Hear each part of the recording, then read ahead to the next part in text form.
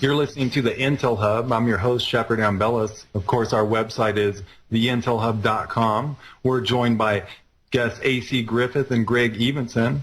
Greg Evenson's website is theheartlandusa.com. Of course, Griff's website is talkingpoints4radio.tripod.com. Pretty grim events going on, guys, in the Gulf. I wanted to talk to you a little bit about this. On the day the Deepwater Horizon blew up, there was reports that there was an earthquake 11 miles below the ocean floor, and possible radioactive substance coming out.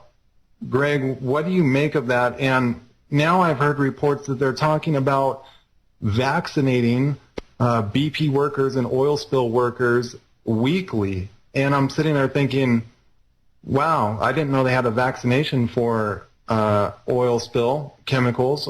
And it makes me wonder if it's some kind of atrophy injection for radiation poisoning. What's your take on that, Greg? I will tell you that, I'm sorry, was that Greg or Griff? Yeah, go ahead, Greg, and then we'll get Griff's take. Oh, thanks, because he's a little more knowledgeable about that than I am. I do believe that these events that have been described are certainly accurate. The origination of them, I am still not certain about. I don't know at this point that it's going to be like the Kennedy assassination. It's going to take 50 years for us to dig through this and try and find out some way to hold someone accountable. But I will tell you this, and then I'm going to defer to Griff. I believe that an indictment, if there's any justice at all in this so-called world community, then there should be an indictment already presented, there should have been, to the World Court at The Hague for crimes against humanity and the waging of virtual genocide here against the plant, animal life, and ultimately human life, against British Petroleum and all of those who have aided and abetted in any way whatsoever, whether that's negligence on the part of Janet Napolitano and Homeland Security and FEMA, its relative inaction, and all others at all levels, especially including the usurper-in-chief, the alien-in-chief president that we've got. He should be at the top of the list.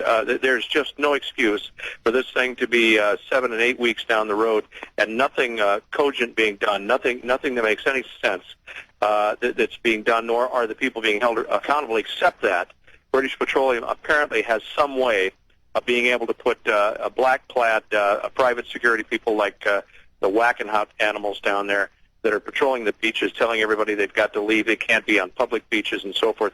This is typical of an insane administration that would hold people that are trying to get truth, because it's the only way they can, is to go find out for themselves when their government is lying or withholding information, and they're the ones that are being held accountable at that moment and threatened with all kinds of legislation, or I should say criminal prosecution, if they appear on the beaches or take pictures or fly over the area. It is absolutely insane. There is no excuse for this, and I hope stern action is taken very quickly. It sounded great, Greg, but it's never going to happen because that is their agenda. They were taking the country down, and that is their agenda. And it's only the beginning. It's going to get much worse, as you well know. We're in for a deadly slide down. The economy is going to crash. You're going to have millions of people with nowhere to go, no food. The food supply in the United States is being damaged, so our food will go down as we go into hyperinflation, as we lose jobs. So it's the perfect storm to bring the country down, and that's exactly what they're doing. There's something else I wanted to mention, and I'm talking fast because of the time restraints on us today. That well is pumping up to, there are different figures, no one knows for sure, these are estimates and guesses, up to 72,000 pounds per square inch. Now, if you cap it, it's going to increase, or if you restrict the flow at the top anyway, it's going to increase the oil and the methane and other gases that are pumping out of the sides of the well below the earth.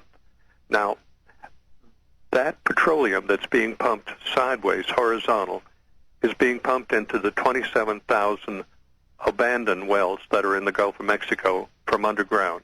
The Alta report says that many of those wells will start spewing oil. The wells that have been abandoned and temporarily capped will start producing oil into the Gulf. In addition, oil wells that have been abandoned on the land will start spewing oil also. And the oil and the methane will get into the water aquifers on the land. You see, New Orleans takes its water 18 miles up the Mississippi River, so that's probably not going to affect that right away. But Memphis and many of the other cities take their water supplies out of the ground, out of water aquifers that the Alta report says will become contaminated, and the water levels all over the world, it said, would be affected by the action of the well from hell in the Gulf of Mexico. So you see it's reaching out. It's going to affect all of us. Now, on top of that, you get millions of people evacuating with no money, nowhere to go, and no food, and then you have their water supplies disrupted by the underground action of that enormous pressure. It seems to me that everything that BP has said has been a lie. I can't think of anything that I've heard out of BP that's true. I don't believe the pictures of the top of the pipe under the water a mile down is showing anything like 72,000 psi. It's not showing 10,000. It's not coming out with any pressure at all. I don't believe that that's the real problem. I believe the oil is coming up out of the ground and other wells that are not being put on camera, not being talked about. And I believe that is the primary reason that press has not been allowed to go out into the Gulf to see the oil coming up in other places. Well, I'm sure you guys are aware of this. There's people now turning on their faucets in part of the United States and in various regions, and they're just able to light their tap water on fire due to the natural gas content and methane coming out of their water supply. Have you heard anything about that? That's what I just predicted. Yeah, I mean, didn't know it's about going that. on, Griff. Yeah, I mean, this is getting wild. There's reports of earthquake activity in Arkansas. All of a sudden, the last 2 weeks, there's been commercials airing in Arkansas about earthquakes. We got reports of windows blowing out, flagpoles wiggling. Now, you have another thing. Let me comment on that with our remaining minutes here. We're ticking down fast. I have so much to say tonight and not enough time. The earthquakes that are appearing in central Arkansas and also in Oklahoma, the repetitive earthquakes in Oklahoma are occurring mainly in Jones County, which is east of Oklahoma City.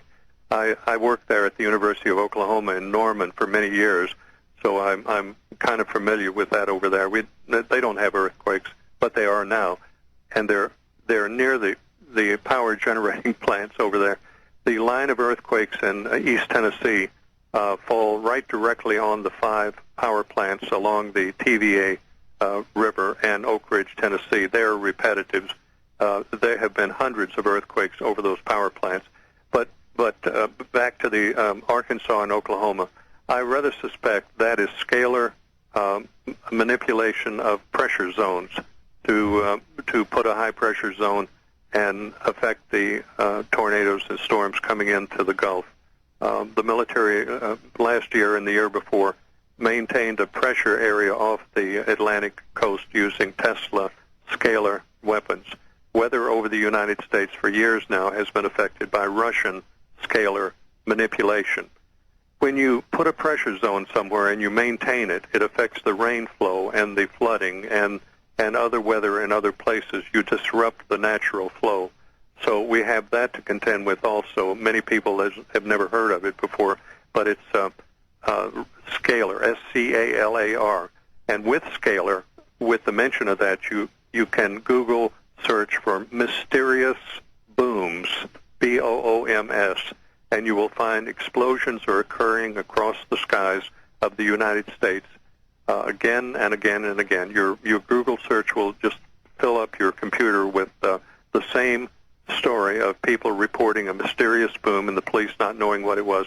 Well, that is the tuning of the scalar interferometer transmitter, primarily in Russia, coming at North American weather. And it produces that phenomena of a boom that shakes houses and rolls across the sky for minutes. So I suspect those Arkansas events are militarily induced. Well, absolutely, Griff. And, that brings me to my next question.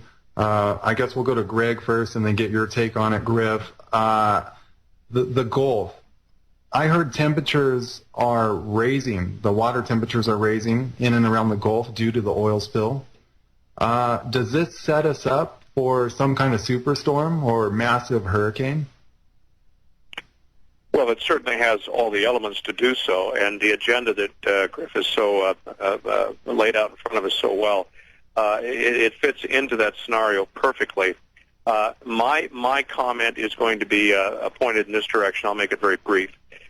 What you are seeing is the run-up to the greatest disaster. What we've seen so